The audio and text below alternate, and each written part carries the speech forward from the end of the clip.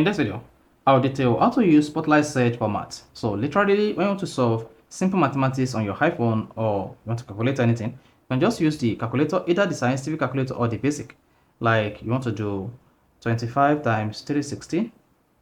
Then you expect to use your calculator, but the quickest way to do this is using the Spotlight search on your iPhone.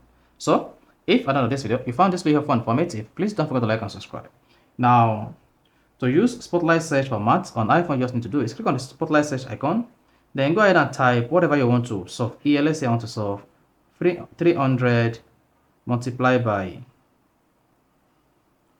65. Is that? So this is going to pop the answer right here. Now you can also use some other characters like 43,564, then divided by 78,000.